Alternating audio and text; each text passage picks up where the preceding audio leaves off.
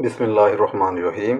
अस्सलाम वालेकुम व्यूअर्स, मैं हूं मोहम्मद कमरुज़्ज़मान और आप देख रहे हैं मेरा YouTube channel Cori's industrial electronics. Viewers, ये JACT कंपनी का इन्वर्टर है। आज हमारा इसका तीसरा लेक्चर है। इस लेक्चर के अंदर हम आपको बताएंगे कि इसका मॉडल नंबर किस तरह से देखा जाता है और इसकी कनेक्शन और वायरिंग कैसे की जाती है। तो चलिए सबसे पहले हम देखते हैं कि इसका मॉडल नंबर क्या है। ये देखिए इसका मॉडल नंबर है। थोड़ा सा जूम इन कर देते हैं। देखिए ये इसका मॉडल नंबर है AT500-T3, उसके बाद 4R0G/5R5 PBL। इसकी इनपुट जो है वो 3 फेज 380 वोल्ट है और आउटपुट जो है वो 3 फेज 0 से 3 वोल्ट है। वोक्सी जैक्ट इलेक्ट्रिक कंपनी लिमिटेड, चाइना। चलिए अब हम इसकी जो डेटा शीट है उसमें देखते हैं कि इनका क्या मतलब है। देखिए ये डेटा शीट है, इसका मॉडल नंबर है। AT500 का मतलब ये है कि इन्वर्टर की सीरीज है। उसके बाद T3,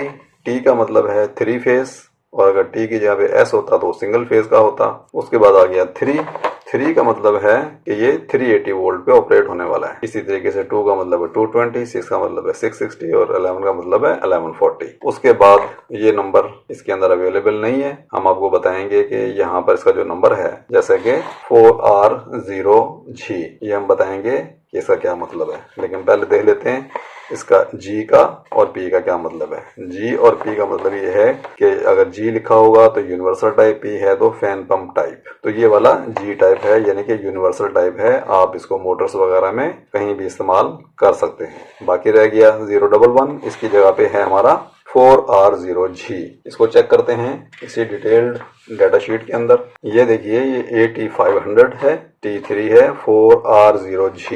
अब 4R0G जो है ये हमने हाईलाइट की हुई है इसके अंदर। तो ये देखिए इसके अंदर आप 3.7 किलोवाट की मोटर लगा सकते हैं और 5 HP, जो कि 5 HP उसके इक्विवेलेंट होता है। 9 एम्पेयर करंट है। तो बहरहाल हम यूँ कह सकते हैं कि ये वाला इन्वर्टर 3.7 किलोवाट का है और 5 HP का है। चलिए अब हम इसके जो है वो कनेक्शंस, टर्मिनल्स के बारे में थोड़ी सी बात कर लेते हैं। ये इन्वर्टर का जो बॉटम साइड है ये वाली, ये इसके टर्मिनल बॉक्स हैं। साइड से इसको थोड़ा सा प्रेस करके इसको हम खोलेंगे तो ये हमारे टर्मिनल्स आ गए हैं।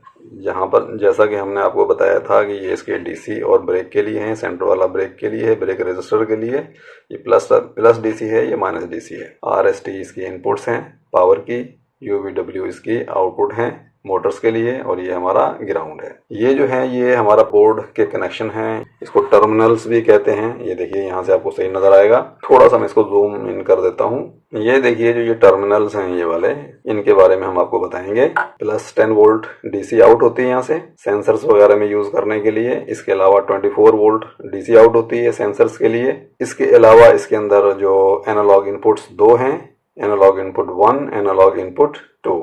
उसके बाद ये 5 जो हैं वो डिजिटल इनपुट्स हैं, X1 से लेके X5 तक। X1 से लेके X4 तक नॉर्मल जो है वो स्विचिंग है यानी कि ऑन ऑफ, और X5 जो है वो ऑन ऑफ है लेकिन हाई स्पीड की स्विचिंग है। और इन डिजिटल इनपुट्स के लिए ये कॉमन टर्मिनल यूज होता है। उसके बाद जो है वो 2 हमारे एनालॉग आउटपुट हैं, एनालॉग आउटपुट 1, एनालॉग आउटपुट 2। इसके लिए जो टर्मिनल्स हैं वो हमारे ये इस्तेमाल होते हैं ग्राउंड के। ये और ये Y कॉमन का मतलब है, Y का मतलब है आउटपुट। X हमेशा इस्तेमाल होता है इनपुट के लिए, Y इस्तेमाल होता है आउटपुट के लिए। तो ये आउटपुट का कॉमन है। इसके अलावा ये भी जो है वो आउटपुट का कॉमन है। उसके बाद ये हमारे जो 3 और 3, 6 दो टर्मिनल हैं, RA, RB और RC, ये हमारी एक रिले है। EA, EB और EC हमारी दूसरी रिले है। ये हमारे कंट्रोलिंग के लिए हैं या स्टेटस के लिए रिलेज हैं। तो जो रिले R है इसके अंदर जो C टर्मिनल है ये हमारा कॉमन पॉइंट है।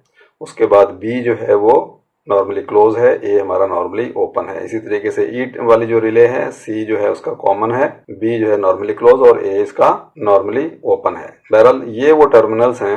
अब हम आपको क्या करते हैं कि इसकी जो डाटा शीट है उसके अंदर इसको अच्छे तरीके से समझाने की कोशिश करते हैं कि इस पे हम किस तरीके से अपने जो वायरिंग है करते हैं और किस तरीके से कंट्रोलिंग होती है। देखिए मेन लूप जो लिखा हुआ है ये हमारे मेन टर्मिनल्स हैं, जैसे कि RST, यहाँ पर हम 3 फेज देते हैं। अगर इन्वर्टर 2 फेज का यानी कि सिंगल फेज का होता 220 का तो उसके लिए R और S 2 टर्मिनल होते हैं और वो यहाँ से इसको 220 दी जाती। तो हमारे वाला ये वाला मॉडल जो है 3 फेज का है, तो RST के ऊपर पावर इन आएगी 380 वोल्ट, तीनों फेज आएंगे यहाँ पर। उसके बाद UVW से हमारे आगे मोटर में पावर आउट होके जाएगी। उसके अलावा हमारा जो P प्लस ये यानी कि प्लस वोल्ट हैं, ये हमारे माइनस वोल्ट हैं, और इसके अलावा ये हमारा ब्रेक रजिस्टर है। उसके बाद नीचे आ जाइए, जो हमने आपको हरा कनेक्टर दिखाया था, तो यहाँ पर देखिए ये कंट्रोल के टर्मिनल्स हैं, ये पावर के टर्मिनल्स है, ये कंट्रोल के टर्मिनल्स है। ये देखिए हमारे डिजिटल इनपुट्स हैं X1, X2, X3, X4 और X5 जबकि हाई स्पीड जो है ना वो इनपुट के लिए है, और इन सब के लिए जो कॉमन है वो ये वाला टर्मिनल है।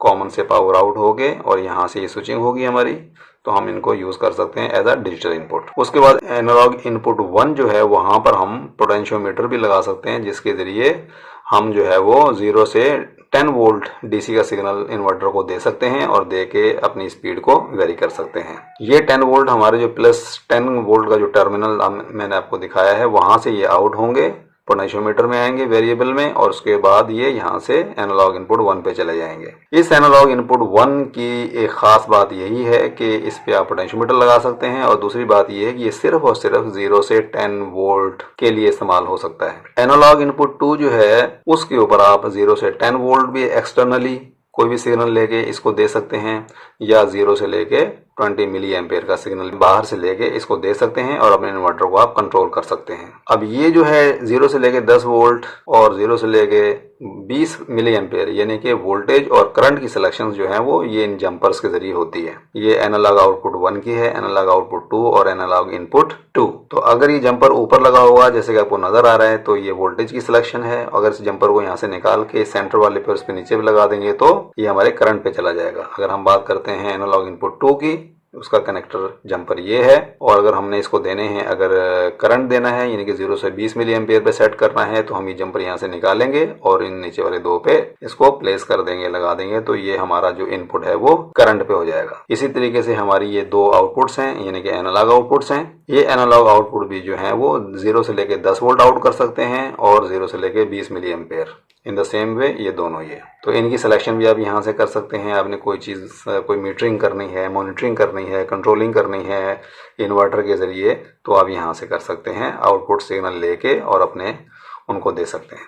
यहाँ पे देखिए एरो इन है, यहाँ पर एरो आउट है, एरो आउट है, ये भी एरो इन है। उसके बाद आप आ जाइए रिले आउटपुट। हमने आपको बताया था 2 रिले हैं, एक ई रिले ये वाली इस तरह है और एक आर रिले। इनके अंदर जो सी टर्मिनल है वो हमारा कॉमन है, बी जो है वो नॉर्मली क्लोज है, ए जो है हमारा नॉर्मली ओपन है। तो ये पोटेंशियल फ्री ये कॉन्टेक्ट हैं, पॉइंट हैं, यहाँ से आप कोई भी चीज जो है मॉनिटरिंग या कंट्रोलिंग कर सकते हैं, कोई अलार्मिंग कर सकते हैं, कोई मशीन को रोकना है वो कर सकते हैं। दोनों के 2 मशीनें आप 2 चीजें इससे कंट्रोल कर सकते हैं। इसी तरीके से फिर ये जो आपकी जो 2 आउटपुट हैं ये तो रिले आउटपुट हैं, ये ट्रांसफर आउटपुट हैं जैसे कि आपको उसमें नजर आ रहा है, और ट्रांसफर आउटपुट जो है ये ओपन कलेक्टर हैं Y1 Y2। तो Y2 जो है वो हाई स्पीड के लिए यूज होती है। तो व्यूअर्स ये इसके जो है वो कंट्रोलिंग के टर्मिनल से आप यहाँ पर इस तरीके से वायरिंग कर सकते हैं। उम्मीद है आपको इस इन्वर्टर की वायरिंग समझ में आ गई होगी कि इस तरीके से की जाती है। तो इंशाअल्लाह ताला मिलते हैं अगले लेक्चर में, जब तक के लिए अल्लाह हाफिज।